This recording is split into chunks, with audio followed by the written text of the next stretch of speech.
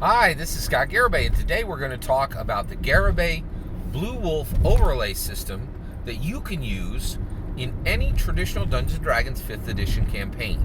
By 5th edition, I mean Lord of the Rings, okay?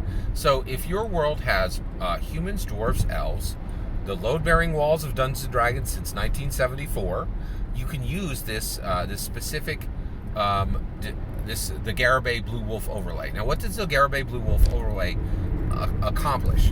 Well, it gives away a different way that humans are dispersed within that fantasy realm. Okay, and they are and this overlay replaces towns, villages, and cities with specifically encampments, towers, and castles. Okay, the only other terrain types, really, the cartographic level terrain types, are mountains and forests, and generally mountains belong to the dwarves, forests belong to the elves, right? So everywhere else that isn't a mountain or a forest, you're going to have humans dispersed, and they'll be dispersed in encampments, towers, and castles. And today we're going to talk about castles. So let's talk about castles. So castles are different than traditional Lord of the Rings structures in that in the realms that use in the Garibay Blue Wolf overlay realm, right? A realm that has the Garibay Blue Wolf overlay, there aren't kings, okay? There are lords and ladies, and there is no king, okay? Or queen, right? And within this realm, there are castles all over the realm. And wherever there is a castle, within a 25-mile vicinity of the castle, okay, 12 and a half miles on both sides, the rules of the castle apply for the player characters, and it determines what they can do and what they can't do.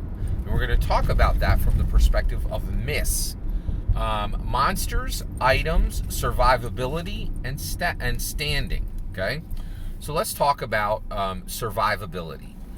Castles are the most survivable type of element between encampments, towers, and castles.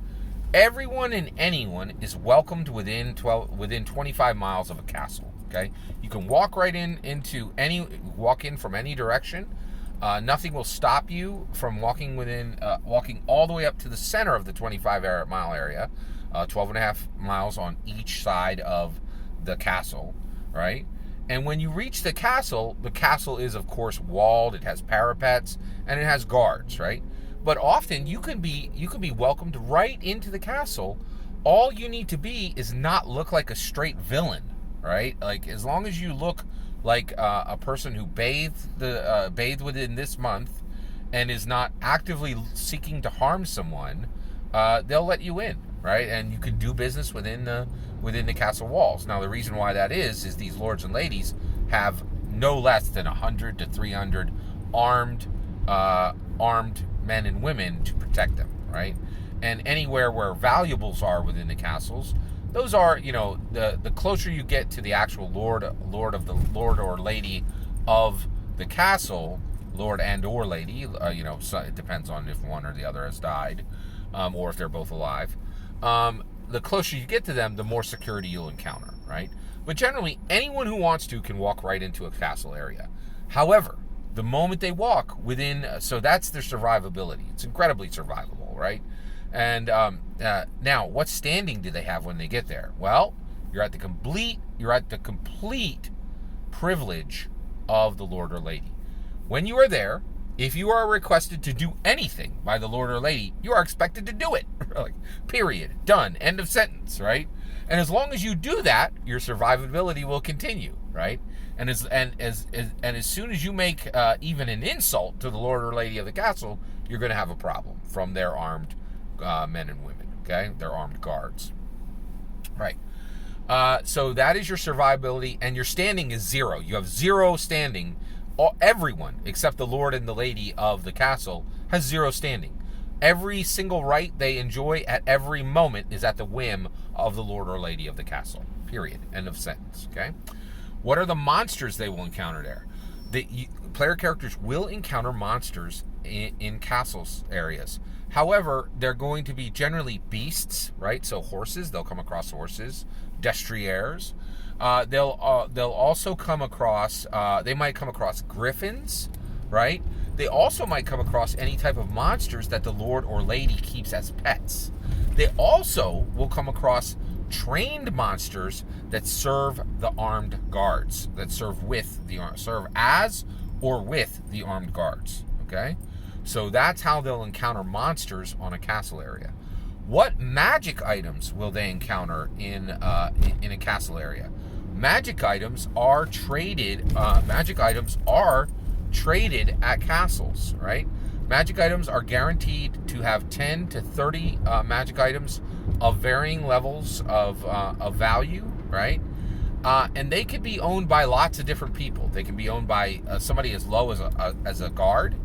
They could be owned by one of the people who live within the 25-mile vicinity of the castle, but don't live within the castle.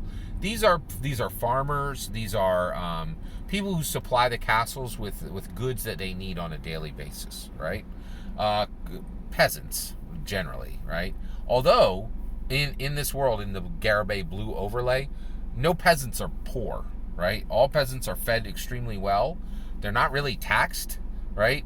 They're just there to supply food and garments and anything useful and fun to the castle. But castles are wealthy, period. End of sentence, right? No one with a castle is struggling in any way, and no one within the 25 miles of the castle is ever without food, shelter, clothing, any of the basic necessities, right? They don't live luxurious lives, but they don't live like paupers. They're just peasants, right? But they're not actually poor. Okay, so that's there. And so the magic items will be held by the lord or lady, or they can be held by anyone who works in the castle, like the blacksmith or any of those. And they are free to own their own unique magic items and trade them as well. So player characters will encounter magic items there. So that's the monsters they'll encounter. That's the magic items they'll encounter. That is the survivability they'll have in the castle areas. Castle areas are incredibly survivable. One more thing about survivability. So when you go into an encampment, you have to make survivability checks. Okay, it's the exact opposite when you go into a castle area. When you step 1 foot into a castle area, you immediately first of all, you will immediately be able to, for free, get healed for half your hit points. Okay, and basically you'll encounter a peasant who will give you good berries or even just a hearty meal.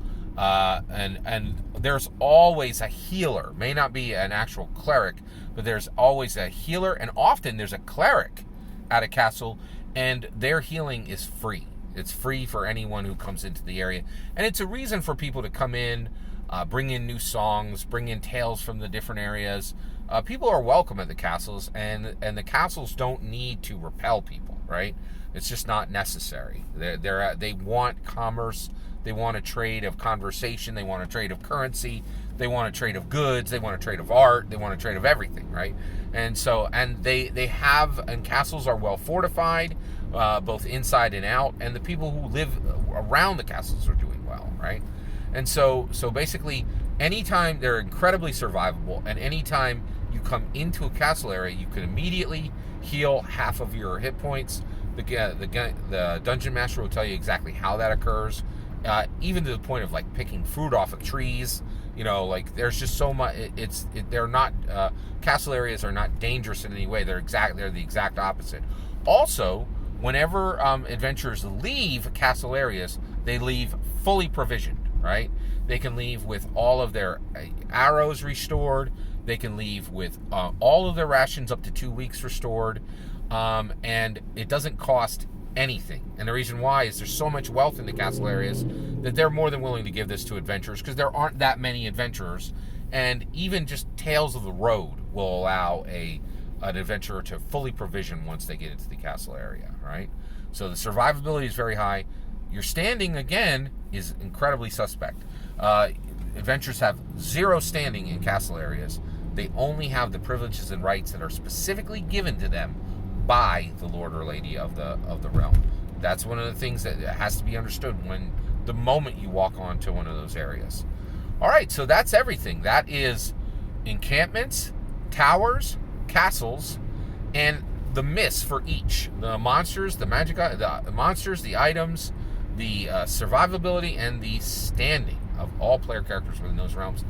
I'm really excited about this. I think this is a great way to make disbursement of humans really distinct within a traditional fantasy realm, allowing you to use all the elements of Lord of the Rings, but get different politics, get new ways for player characters to interact, and to attach distinct rules to the cartographic terrain they are on, right? Which I think is really helpful and useful. Let me know your thoughts. Did you find this helpful or useful? Let me know in the comments below. Please consider liking and subscribing, and have a wonderful millennium.